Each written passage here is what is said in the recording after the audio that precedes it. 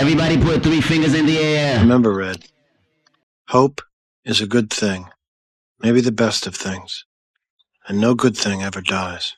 The sky's falling, the wind is calling, stand for something or die in the morning. I guess it comes down to a simple choice, really.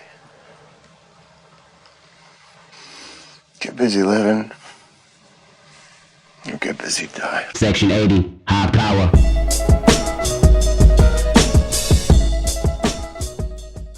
This film was not received universally as a big money winner, a big, huge critical success. Not enough.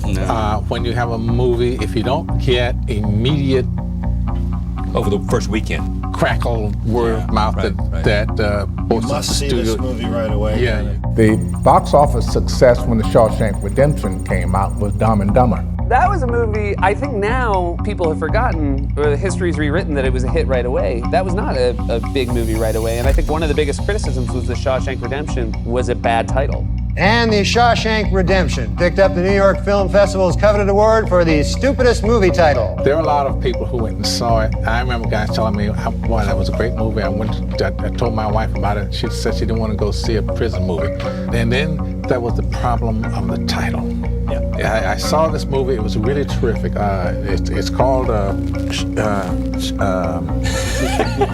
So that's it. That's what it did right there. You know, we got extremely well reviewed, except in a few key areas. So the perception was we hadn't gotten well reviewed at all. You know, because the 5 reviews that people read across the country are the ones that kicked our butts. So many other folks who saw the movie loved the movies, but those like key Kenneth Turan in the LA Times hates me, and you just can never get a good review in those very visible places. In a country full of amazing reviews, to get like the worst review that you get from your hometown paper. I hope some Oscar nominations will be given to this picture so that audiences will be able to give it a second chance and see it in a movie theater. This one didn't get the audience it deserved. I hope it gets some nominations too, starting with Tim Robbins and Morgan Freeman. Yep. And you know, they claim that the title Shawshank Redemption turned people off, but basically if they can hear what a good movie it is, maybe that will help them remember it. Live from Los Angeles, the Academy of Motion Picture Arts and Sciences presents the 67th Annual Academy Awards.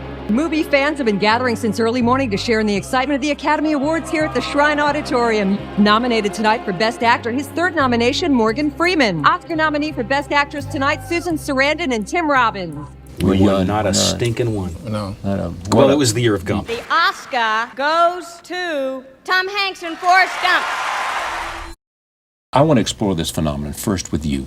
Take me through a Stephen King novella to a script. That was a process of actually beginning about 5 years before we shot the movie, of getting the rights from Steve King. It seems like you had a particular attachment to Rita Hayworth and The Shawshank Redemption. And this was something that stuck with you for years before it materialized. Yeah.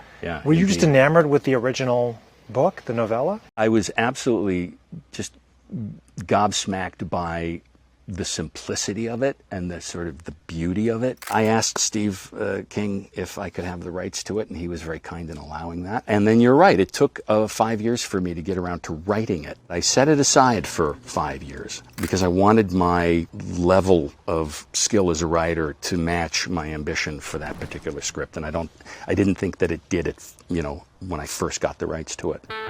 The Shawshank Redemption. A lot of people don't seem to realize that movie was made from my story. They also think that the reason that the movie didn't do better is because of the title. Yeah, I know, and I think there's probably some truth to that. The Shawshank Redemption was based on a story by Stephen King, but it's not a horror story unless, of course, you define horror as spending life in prison for a crime you claim you didn't commit. And in Stephen's story, Red is a white Irish guy, and Andy, Tim Robbins, was described as a very short guy. It's a very closely observed portrait of these two men, played by Tim Robbins and Morgan Freeman, as they do time together and accommodate themselves to the system. So I went into the casting process thinking, white Irish dude, really short dude. I wound up with Morgan Freeman and one of the tallest actors in Hollywood, Tim Robbins. So casting. So you know your script, you know your narration, you know what you want to do with this film. You go to him and you send him a script. He's your first hit. I said, oh, this is fabulous. I said, okay, who they want me to play? He said, Red. You're kidding. And why did you say that? You're kidding? That's the whole shebang. That's the movie. Yeah. And they said, well, who do you want to play Andy? And they gave me a list of names. That one. And why did you think Robbins was right for Andy? Because he's right for just about Everything. anything. Yeah, he's the guy. And so you get the script. Yes. And is this as good a script as you've seen? I mean, is this a script that comes along once every generation or once every decade? I or would once say every that's something? probably the best script I've ever read. Andy is probably the only innocent person in Shawshank. He is there, shouldn't be there, but finds a way to survive. The way he finds a way to survive is through a very slow trajectory, a 20-year plan, and that he will get out. But in order to survive, in the meantime, seeks stimulation, music, art, and tries to inspire that in people around him. An idea of hope. The idea to have this, the narration from Red, was that there? That was very much a function of the voice that Steve King used to tell the story. It was a first-person narrative. In a sense, the story was narrated by Red. That voice was so strong and so present in the story that I really couldn't imagine the movie without it. Is that the film that turned you into sort of Mr. Narration? Yeah. That was it. These guys, particularly, the whole movie lived and died whether or not they had chemistry. It's a bit of a roll of the dice because you don't know when you're casting necessarily whether that chemistry is really going to be there. At that point, Frank was arriving, but you had arrived. The two of you were at, and still are, you were at the height of your game. Hasn't your career path been a little unusual for most Hollywood people? I started off as a production assistant, 14 years ago, and from that moved into set dressing, constructing sets. From that moved into screenwriting, and then from that into this now. You have to try to make the best of what you have to work with. None of us are guaranteed anything in life. We bring nothing into this world, and it is certain we'll take nothing out. So in between, you get here with nothing, and in between, it's up to you.